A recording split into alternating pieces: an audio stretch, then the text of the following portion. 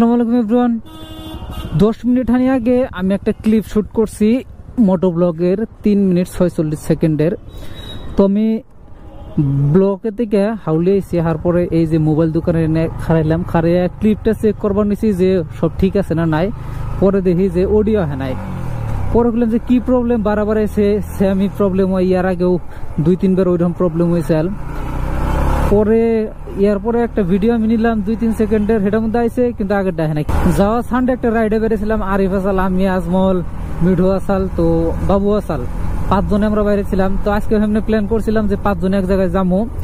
তো তারপরে মিঠুর একটা কাম বেরোলো, আজমলের একটা কাম বেরোলো, পরে আর কি এরকম করে মিললো না সবেরই, যার জন্য আর কি প্ল্যানটা ক্যান্সেল করলাম। পরে বললাম যে তোরা যদি না যাস তাহলে আমি তো বাইরেছি, আমার তো জান রাখবো। যাই হোক ঠিক টাইমে তোরা ধাগা দিয়ে দিল, নইলে আজকেও এই সানডের মতো অবাক করে গেতাম। তো যাওয়া সানডে ব্লগ শুট করছিলাম, যাওয়া সানডে কত 14 তারিখ আসাল। তো এই ব্লগটা আমি যাওয়া কালে এডিট করছি, এডিট করে আজকে সানডে, আজকে 21 তারিখ বা সম্ভবত 21 তারিখ হবো, 21 এপ্রিল। তো আজকে এটা আর কি আপলোড দিব। এটা আলসামি মানে একটা ব্লগ এডিট করতে তো আর 1 সপ্তাহ লাগে না। যাই হোক এর আগে আমার 2টা ব্লগ শুট করা আসাল, তো ওই 2টা ব্লগ আপলোড দিছি। তারপরে 3 নম্বর ব্লগ আসাল যাওয়া সানডে, ওটা এডিট করতে করতে 1 সপ্তাহ লাগে গেল গা। এটা আর কি আজকে আপলোড দিব। তো আলসামি করলে এরকম হয়, যদি আলসামি না করতাম তাহলে তো আমার ওটা 2 দিন হানি আগে আপলোড দেওয়া হইতো। আমি একটা কথা বুঝি না, এই যে কিছুমান 16-17 বছরের জন্য নিব্বা আছে সাপ্রিক বিলাকে আমি, তো আমি কিছু এই আমার যেটা ব্লগ থাকে, ব্লগের কিছু ক্লিপ আমি আপলোড দিই, ইনস্টা রিলে আপলোড দিই, রিল আকারে। তো তারা অনেক আং ফাং কমেন্ট করে, যা মনে চায় তাই কমেন্টস করে। বুঝি না কিছু যে কমেন্টস করে কি ভালোটা পায়। মানে সবেরই মতামত জানানোর অধিকার আছে, হ্যাঁ এটা মৌলিক অধিকার সবেরই। কিন্তু যে সোশ্যাল মিডিয়াটা তার ভাইও চালায়, তার বাপেও চালায়, কি জানি তার মায়ে না চালাইলে ওটা কথা না, বাপে ভাইয়ে চালায়, বড় ভাই ফ্রেন্ড সার্কেল। তো তাকে যেন ভাষা যেন তার মানে তাকে যেন ওয়ার্ড গুনে তারা ইউজ করে, আমার এই শরম করে ওয়ার্ড গুনে সোশ্যাল মিডিয়ায় কইতে, আর হেনে তারা ওয়ার্ড গুনে ইউজ করে, নিজের কুল দেখায়। মানে নিজের কুল দেখানোর কি দরকার আছে? একটা কথা আছে যে রেসপেক্ট দিলে রেসপেক্ট পাওয়া যায়, গিভ অ্যান্ড টেক। যদি কেউ তুমি রেসপেক্ট না দাও, তুমি রেসপেক্টের আশা কেমনে করবা? ওটা তো কথা না। কথা হলে তো সোশ্যাল মিডিয়ায় তুমি একটা কমেন্ট করছো, কমেন্টটা তো আজীবন থাইকেই যাবো। সাপোজ আজকে তুমি যে পর্যায়ে আছো, ইনশাল্লাহ 10-5 বছর পর তুমি এই পর্যায়ে থাকবা না, ইয়ার থেকে ডেভেলপ হবা। তখন ওই 10-5 বছর পরে তোমার ওই কমেন্টসটা যদি বা ওই কমেন্ট গুলো যদি বেলেগ মানুষের দেখে, তাহলে কিও কব যে তুমি তোমার টিনেজ কালে বা তোমার অ্যাডাল্ট বিলে তো কম না, এই সাবরি বিলাই কম, এই কালে তুমি কিরকম মানে মানসিকতার মানুষ ছিলা। গোপ্রোর ভার্টিক্যাল মোডের জন্য একটা মাউন্ট কিনছি। তো মাউন্টটা আমি hotpot.in কি হতে যাই হোক, ওই জায়গা থেকে আমি অর্ডার করছিলাম, চেন্নাইয়ের কোম্পানি। তো আমার পার্সেলটা আইসে কয়েকদিন হয়, 15-20 দিন হয়, কিন্তু এখন তুই আমি ওই প্রোডাক্টটা ব্যবহারই করলাম না। ভার্টিক্যাল মোড গোপ্রোটা এই হিসেবে থাকতো ভার্টিক্যাল ভাবে, তো সুন্দর এই ককপিটটা দেখা যাবো, সুন্দর রোড দেখা যাবো, মানে রিলের জন্য ভালো, রিলের জন্য আমি ওটা কিনছিলাম, কিন্তু এখন তুই ব্যবহারই করলাম না। ওই যে করলাম না একটা কথা, আলসেমি, ওই আলসেমির জন্য তো জীবনে মানুষের কোনো কিছু করা হারে না। যে বা স্টুডেন্ট লাইফে থাকতে মানে ওটা আমি বেলেগের কথা কম না, আমার কথাও কই। স্টুডেন্ট লাইফে আমরা কি করছি, আজকে ভালো লাগতেছে না, ও মানে কালকে পড়লো, কালকে না, কালকে আইলো, কালকে না, আমি আবার নেক্সট ডে আহাকালের থেকে ভালো করে পড়ুম। এবার করে কইতে কইতে এই পড়াটা এতান্টোর থেকে এইরকম একটা বোঝা হয়ে যায়, তখন না ই পারে যায় হারে না উপরে যায় হারে। তখন কি হয়, লাস্টে এক্সামে রেজাল্ট খারাপ হয়।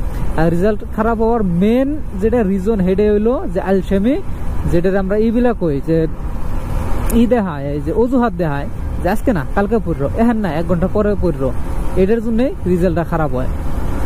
এই জিনিসগুলো আমরা যখন স্টুডেন্ট লাইফে থাকি তখন আমরা রিয়েলাইজ করি না, এটা যখন আমরা রিয়েলাইজ করি তখন বহুত দেরি হয়ে যায়।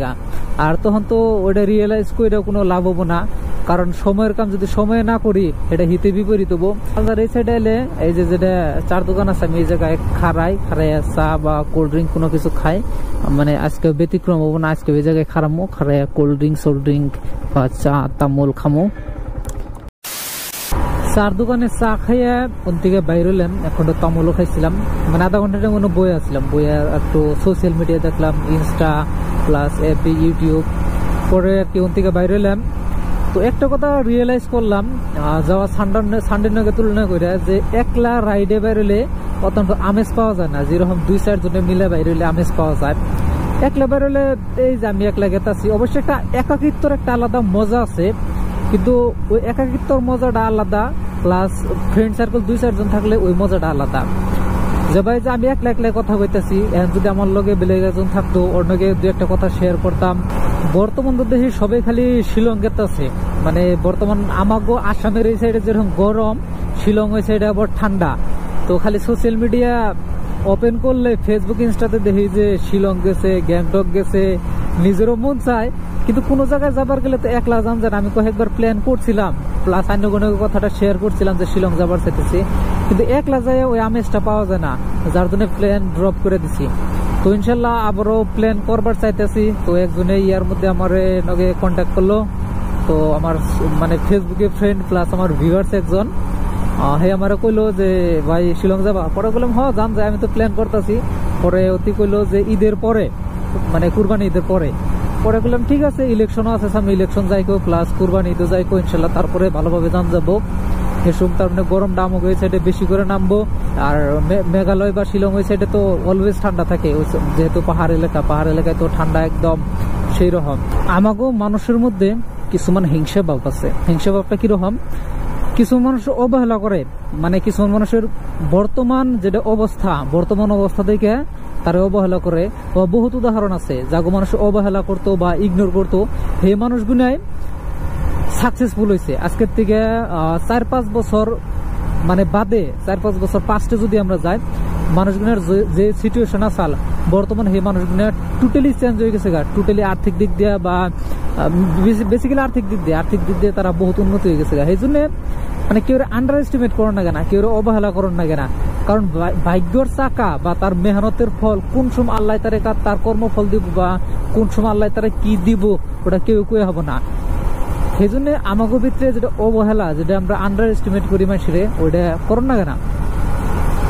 এটা আমি বহুত দেখছি, কারণ আমাকে লগে কিছুমান ফ্রেন্ড আসাল বা আমার সামনে কিছুমান মানুষের দেখছি, সেই মানুষগুলো আমাকে সামনে দেখতে দেখতে জীবনে বহুত উন্নতি করছে। আর সেই মানুষগুলোরে এককালে বহুত মানুষে বহুত অবহেলা করে, বহুত বহুত কথা কইতো, কিন্তু এখান থেকে যে মানুষগুলো তাকে অবহেলা করতো, সেই মানুষগুলো তাকে পাশাপাশি করে। মানুষের বর্তমান সিচুয়েশন দেখে কেউ ফিউচার জাজ করেন না কেনা, কারণ ফিউচারের মালিক হলো আল্লাহ। আল্লাহ যারা দেবার মানে ঝুলি ভরে দিব, 2 হাত ভরে দিব, আর যারা না দেবার যে যত মেহনত করে গিয়ে তারা দিব না। ওই যে একটা কথা আছে না, রিজিকের মালিক আল্লাহ। আমরা যতই মেহনত করে গিয়ে যদি আল্লাহ না দেয় তাহলে আমরা পাবো না। তো যাই হোক, আজকে আর ব্লগটা এই তুই এন্ড করার টাইম হয়ে গেছে গা। ইনশাল্লাহ লগবো নেক্সট ব্লগে। সবাই ভালো থাকবেন, সুস্থ থাকবেন। আসসালামু আলাইকুম।